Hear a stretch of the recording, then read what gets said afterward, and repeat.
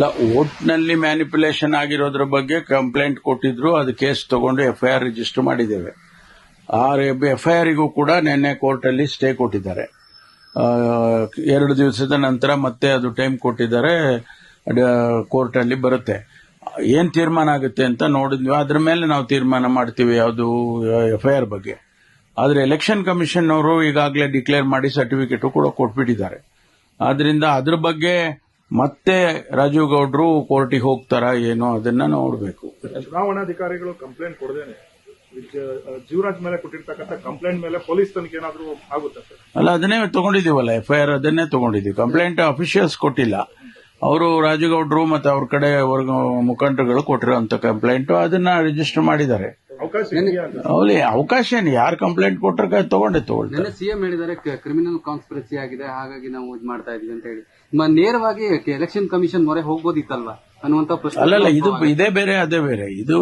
ಇದು private complaint. ಇದು ಪೊಲೀಸಿಗೆ ಕೊಟ್ಟಿರ್ತಕ್ಕಂಥ ಕಂಪ್ಲೇಂಟು ಪೊಲೀಸ್ ಇಲಾಖೆಗೆ ಇನ್ವೆಸ್ಟಿಗೇಷನ್ ಸಂಬಂಧಪಟ್ಟ ಪ್ರೊಸೀಜರ್ ಇದೆಯಾ ಅಂತ ಹೇಳಿ ಎಲೆಕ್ಷನ್ ಎನಿ ಕಂಪ್ಲೇಂಟ್ ತನಿಖೆ ಆಗಬೇಕು. Any complaint can be honoured.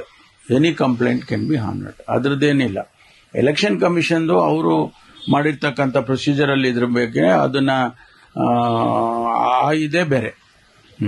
Rahul Gandhi ಕುರ್ಚಿ ಕಿತ್ತಾಟ ಕೇರಳಕ್ಕೂ ಈಗ ಹರಡುತ್ತಾ ಅನ್ನೋದು. ಯಾಕಂದ್ರೆ ಸಿಎಂಗೆ 3 ಜನ ಕ್ಯಾಂಡಿಡೇಟ್, ಹೈಕಮಾಂಡ್ಗೆ ಮೊದಲೇ ಕರ್ನಾಟಕದ್ದು ಬಗೆಹರಿಸೋದು ಈಗ ಪೈಪ್ಲೈನ್ ಅಲ್ಲಿ ಇದೆ. 2ನೇದು ಕೂಡ ಸ್ಟಾರ್ಟ್ ಆಗ್ತಿದೆ.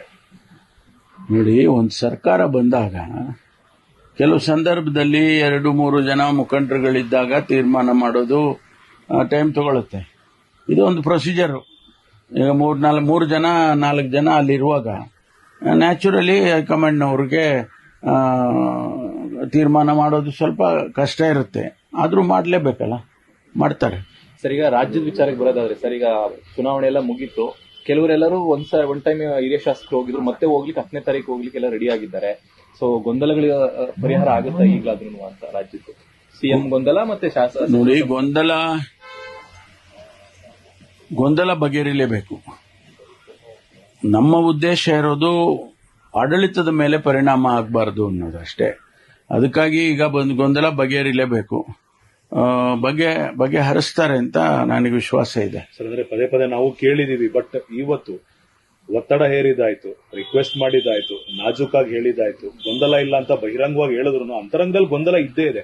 ಅದು ಖಂಡಿತವಾಗಿಯೂ ಆಡಳಿತದ ಮೇಲೆ ದುಷ್ಪರಿಣಾಮ ಬೀರದೇ ಇರೋ ತರ ನೀವುಗಳೆಲ್ಲ ನೋಡ್ಕೊಳ್ತಾ ಇದ್ದೀರಾ. But it has to come to an end ಅಂತ ಅನ್ಸಿದಿಲ್ಲ ಸರ್? ಅವ್ರಿಗೆ ಗೊತ್ತಿದ್ರು ಇದನ್ನ why are they delaying it? ಬಗೆಹರಿಸದೇ ಇರುವಂತ ಗೊಂದಲ ಅಲ್ವೇ ಅಲ್ಲ.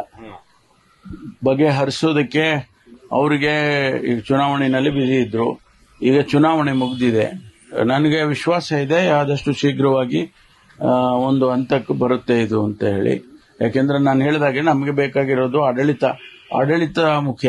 ಆಡಳಿತ ಜನಗಳಿಗೆ ನೀವು ಕಿತ್ತಾಟ್ಕೊಳ್ಳಿ, ಏನಾದ್ರೂ ಮಾಡ್ಕೊಳ್ಳಿಯಪ್ಪ, ನಮ್ಗೆ ಆಡಳಿತ ಮುಖ್ಯ, ಕಾರ್ಯಕ್ರಮ ಮುಖ್ಯ ಅನ್ನುವಂಥದ್ದು ಸಂದರ್ಭ. ಅದಕ್ಕೋಸ್ಕರ ಬೇಗ ಬಗೆಹರಿಸ್ತಾರೆ ಅಂತ ಅನ್ಕೊಳ್ತೀನಿ. ಪುನರಚನೆಗೆ ನಿಮ್ಮ ಒಪ್ಪಿಗೆ ಇದೆ ಸರ್? ಪುನರಚನೆ ಆಗಬೇಕು. ಅನೇಕ ಜನ ಶಾಸಕರು ನೋಡಿ, ನಾವು ಹೇಳುವಂತ ವಿಚಾರಗಳಲ್ಲ ಇವು. ನಾವು ಹೆಂಗೆ ಹೇಳಕ್ಕಾಗತ್ತೆ? ನನ್ನ ಅಭಿಪ್ರಾಯ ಹೇಳ್ಬಿಟ್ರೆ ಅದ್ರೇನು ಏನಾಗುತ್ತೆ? ಅದು ಅವ್ರಿಗೆ ಬಿಟ್ಟಿದ್ದು. ಮುಖ್ಯಮಂತ್ರಿಗಳು, ಅಧ್ಯಕ್ಷರು, ಹೈಕಮಾಂಡ್ನವರು ಇವರೆಲ್ಲ ಕೂತ್ಕೊಂಡು ನಾವು ಹಿಂದೆ ಎಲ್ಲ ನೋಡಿದೀವಲ್ಲ. ಕಳೆದ 40 ವರ್ಷದಲ್ಲಿ ನಾನು ಕೂಡ ಅನೇಕ ಇಂತಹ ಸಂದರ್ಭಗಳನ್ನ ನೋಡಿದ್ದೇನೆ. ತೀರ್ಮಾನ ಮಾಡ್ತಾರೆ. ಸ್ವಲ್ಪ ಕೆಲವು ಸಂದರ್ಭದಲ್ಲಿ ಟೈಮ್ ತಗೊಳುತ್ತೆ. ನಮ್ಮ ಕೇಸು ಈಗ ಹಂಗಾಗಿದೆ. ಅದರಿಂದ ಈಗ ಬಗೆಹರಿಸ್ತಾರೆ ಅಂತ ವಿಶ್ವಾಸ ಇದೆ ನನಗೆ. ಖರ್ಗೆ ಅವ್ರನ್ನ ನೀವು ರಾಜ್ಯ ರಾಜಕಾರಣಕ್ಕೆ ಆಹ್ವಾನ ಕೊಟ್ಟಿದ್ರಿ. ಸತೀಶ್ ಜಾರಕಿಹೊಳಿ ಸೇರಿದಂತೆ ಬಹುತೇಕರು ಕೂಡ ಅದನ್ನೇ ಒತ್ತಾಯ ಮಾಡ್ತಿದ್ದಾರೆ. ರಾಯರೆಡ್ಡಿ ಕೂಡ ನೆಕ್ಸ್ಟ್ ಆಪ್ಷನ್ ಸಿದ್ದರಾಮಯ್ಯ ಬಿಟ್ಟರೆ ಅವರೇ ಅಂತ ಅನ್ನುವಂತ ಮಾತುಗಳು. ಇಲ್ಲ, ನಾವೆಲ್ಲ ನಮ್ಮ ಅಭಿಪ್ರಾಯಗಳು ಹೇಳ್ತೀವಿ. ಆದ್ರೆ ಅಂತಿಮವಾಗಿ ತೀರ್ಮಾನ ಮಾಡೋರು ಹೈಕಮಾಂಡ್ ಅಲ್ವಾ? ಅವ್ರೇನ್ ತೀರ್ಮಾನ ಮಾಡ್ತಾರೋ ಅದಕ್ಕೆ ನಾವು ಬದ್ಧವಾಗಿದ್ದೀವಿ. ಏನೇ ತೀರ್ಮಾನ ತಗೊಳ್ಳಿ, ಅವ್ರು ಏನೇ ತೀರ್ಮಾನ ತಗೊಂಡ್ರು ನಾವೆಲ್ಲ ಬದ್ಧವಾಗಿರ್ತೀವಿ. ಈ ನಾಯಕತ್ವ ಕಿತ್ತಾಟ ಸರ್, ಖರ್ಗೆ ಅವರ ಆಗಮನ ಒಂದ ಪರಿಹಾರ? ನಾನು ಹೇಳಿದ್ನಲ್ಲ, ನೀವು ಯಾವುದೇ ರೀತಿಯಲ್ಲಿ ಪ್ರಶ್ನೆ ಹಾಕಿದ್ರೂ ಕೂಡ ಉತ್ತರ ಒಂದೇ, ಹೈಕಮಾಂಡ್.